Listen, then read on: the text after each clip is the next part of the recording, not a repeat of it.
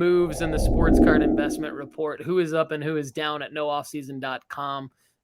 This is obviously a subject that is always front and center for me as I put together Paul did comment on it, by the way. Sports card investment report. Paul, did Paul comment on the gauntlet? Is that what you're saying? Yeah, he commented on the very last edition. On this one right here, if it's a buy it now and it's still active as a lot, it's overpriced for splitting up for singles and priced for a collector. Good call, Paul. Exactly Paul Carl bringing it strong. Yeah. Okay. So he knows his stuff off the top of the dome. I believe you there, Paul. That's a good call. So, all right, good stuff. And then, yeah, he has another tip in there. So everybody needs to watch this and participate in the live stream because Paul's got some more tips for you. All right. So sports card investment report, who is up. And so let's talk about who's added because there's more added to the report than there is movement. I already talked about WWE, UFC. I didn't talk about tennis. We've added a ton of tennis cards, and we've added a ton of. I talked about celebrity cards. I did add a ton of baseball prospects. I talked about this in the last episode. I'm going to need Kendall's help in terms of ranking these as we get closer to the fall and baseball itself is dying down in terms of what's happening with the big leaguers. I am going to, which is not that far away, I am going to re-rank the baseball card rankings at NoOffseason.com to be more future focused around which prospects are likely to materialize and which the baseball card rankings are going to kind of take the lead in changing the rankings around to who can you buy low now. So Kendall mentioned Endy Rodriguez. So Endy's number 24. Well, it sounds like Endy might need to be moved up based on what Kendall's saying. That's the kind of stuff I'm talking about, moving these. But we've added a ton of guys. So we've added Ezekiel Duran, great one. We've added I think since the last time we had a show, we added Veen, Penango, Muncy. We definitely first time for Win. Oh, Gunnar Henderson, stud. Gunnar Henderson. We added Bryce Harper. Shout out Deborah Roberts. Deborah Roberts on the Facebook. Let's go, Deborah. Where is Bryce Harper? And then I said he was washed up, and Kendall's like, no, he's not. And I said, all right, let's dig into this more. He's got to have a profile. So Bryce Harper has a profile. And then we've got some other guys that Kendall has dropped in the baseball card strategy show. Pomares, Arroyo, Amador, Ezekiel Tovar. These are the kind of guys we want to dig into. And we moved Khalil Watson down quite a bit based on what Kendall moved Khalil Watson off. Kendall says, don't even pay any attention to Khalil Watson. Get him off. They sent him down to the lowest rank possible. Just saying. Yeah. Greeny Green says thoughts on UFC cards. So Greeny Green, if you missed it earlier in the show, I've added a ton of UFC cards to the sports card investment report. There's one guy in particular I can drop a little nugget. I'm not a UFC aficionado. I would say I'm far from it, but I do know that from looking at our rankings, it seemed like the market was saying that it was a good opportunity to buy a guy like Jorge Masvidal, just based on the numbers. I don't know really anything about what's happening in UFC, but it seemed like he had some numbers that made sense. So you'd have to check that out. And then also Nate Diaz. These are guys that are not ranked necessarily number 1 and 2, but just the numbers were saying that a couple particular cards of theirs looked like great buys. So I'll throw out their names, but of course you've got some bigger names on that list. I think UFC cards in general definitely will have some legs. I just think that growing market, great marketing, loyal fan base. The question's going to be, do UFC fans get into sports cards? Is that a thing? Or do we have sports card? I do think that's actually my only concern with UFC cards is that, I wonder, do UFC fans care about the cards? You know what I mean? Yeah. And I think that's actually a bigger deal than we would give that credit for at face value. And I've got some real life experience with wrestling fans. Wrestling fans I created a fantasy wrestling game I won't talk about this too much, but I did launch a fantasy wrestling game with TNA and Impact Wrestling back in the mid 2000s, but 2010, 2011.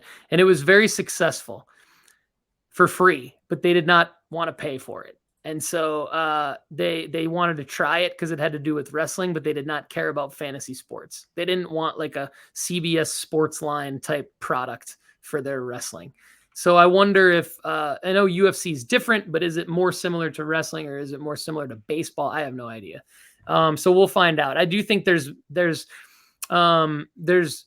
it's more like F1. I think it's more like F1, which gives me more confidence in it. I hear F1 podcasts talking about UFC. I hear UFC podcasts talking about F1 from a cards perspective, and F1's done very well. So he's talking about Alexander Romanov and Sean Brady. I'm going to have to do some research into those guys and add them to the report, Greeny Green. Check back at NoOffseason.com. Click on the UFC card rankings. I'll have profiles on those guys for you. I got to do my research with my team. So that's my thought. We'll put UFC these two names on your list. Molly McCann, what she did this weekend was pretty incredible. So she fought on Saturday, and then she also fought with Patty Pimblett, and they were like what they did this weekend. Like if you're unfamiliar with what went on this weekend, Paul, like go ahead and go look it up. But Molly, like maybe not right now, but later. Molly is an up and comer. Right now, she doesn't have very many cards outside of like Panini Instants, which are basically Tops Now cards. I think she could be pretty electric in the hobby soon. I think nowhere near like Nunez or Holly. Sorry, not Holly Holm. Well, I mean, I guess Holly Holm, but Ronda Rousey. I don't think she's at that level yet, but I think she could be. She seems like a person that the crowd is getting behind. And I think that's what matters in UFC. Like UFC, I don't think it matters if you're 1,000-0 if you don't have fans. Like I think still an Anderson Silva card would sell. I think still like a Chuck Liddell card would sell. I think still a Forrest Griffin card would sell. Like, but there's just guys that, and this is the same with baseball. Like Jordan Alvarez, his cards don't really sell, but he's freaking good, and so it's like I just think that, but there's not a whole lot of Jordan and fans only out there. I think UFC really feels that same way. So. Yeah, that's cool. So this is our live chat Q&A right now, by the way. So thanks to Greeny Green for getting us into it. We're going to hang for a few more seconds if anyone has anything else to ask. Paul Carl says he's only sold one UFC card, but he's only listed 20. Paul Carl is the 200 and 400 an hour man has only listed 200 or only listed 20. When Paul Carl has only listed 20, that's a small sample size, but that is seems to be a lot of UFC cards to have listed in general for most people. So good work, Paul. But yeah, okay. So thanks for asking, Greeny Green. I'm gonna add more of those guys to NoOffseason.com. I've only ever owned 20. I know. So that's our Q&A. Kendall, do you have anything to add to the show today? I always give you the opportunity to add something if we didn't talk about it. What else is on your mind before we sign off for today? I'm increasingly jumping into soccer cards. I think there's just so much that could be there. And interestingly enough, I think that there's some young Americans that really played well in the under 20 World Cup that are going to be on that 2026 World Cup team that are worth investing in. And there's a couple of guys that I think are in MLS sets right now for rookie cards that are going to be worth quite a bit of money when they move overseas. And we've talked about some of them in Paxton Aronson and Caden Clark, but Caden, there's some other guys out there basically there. I mean, like, of course, Pepe is young and everything, but there is a San Jose Earthquakes player. Hey, Kendall, while you look this up, can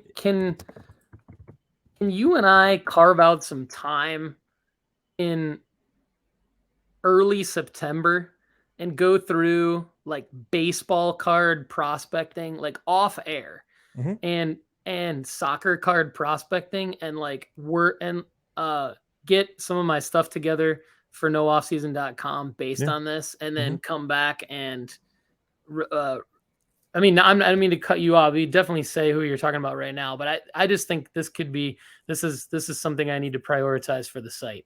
Yeah, I would agree with you because I think soccer cards are about to go crazy. But Cade Cowell is an interesting name that I've been researching over the last couple of weeks. He's a San Jose player, and he was born in '03. He's around that same age group, though, of the other guys that we were talking about. Interestingly enough, with Cade, though, is him and his brother are getting recruited by the Mexican national team as well. And so there's like this, there's a couple of guys in this age group that are getting dual recruited basically because they have dual citizen eligibility.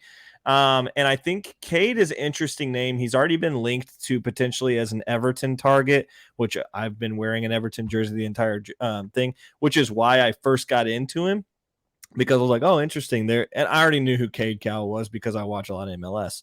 But I think, for instance, I just snagged a San Jose break slot that has Cade's rookie card in it for $20 for Sapphire Hobby Boxes, and there's two of them. So like, I think there's a good opportunity to potentially make a flip trade there, especially if he does end up signing with the Mexican national team, if he declares allegiance there, or potentially if he ends up in the U.S. men's national team. He's already on the U20 team.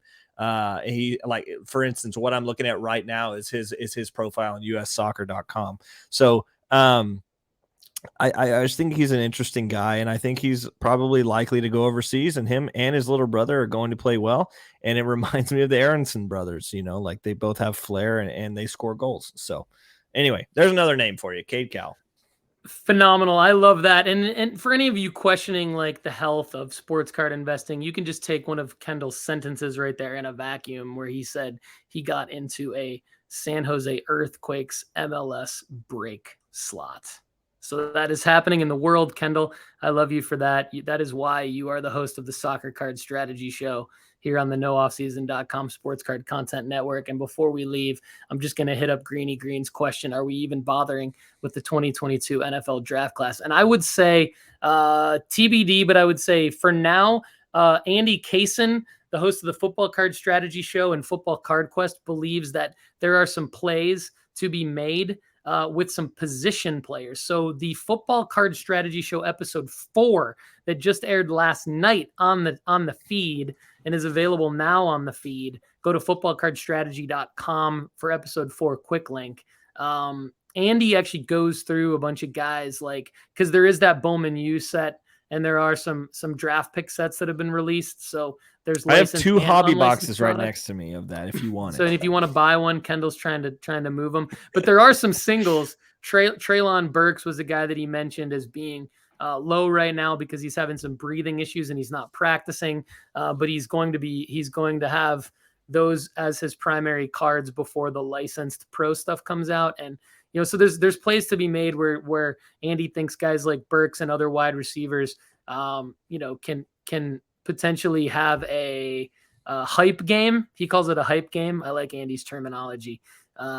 To do so I think like there's quick plays to be made, Greeny Green, but I do think overall it's definitely a TBD on that, because if you listen to other guys in the hobby that know what they're talking about, it could be a down year when the pro product gets released, but you just never know. Anything can happen in the NFL. Malik Willis can come out and be phenomenal this year. We have no idea. I would love that. Yeah, I would too. So, all right, everybody. Thank you for watching and listening to the Sports Card Strategy Show. This has been episode 40, brought to you by NoOffseason.com, the Sports Card Content Network. I'm Paul Hickey with NoOffseason.com. He's Kendall McKee, the catalytic lefty from Wild Cards Box Breaks, JustBaseball.com, and NoOffseason.com. We want you back here every Monday with us, and we want you to listen to the show. If you're not here every Monday, listen to it on Apple and Spotify. Check it out on YouTube. Everybody, thanks for watching and listening, and have a great day.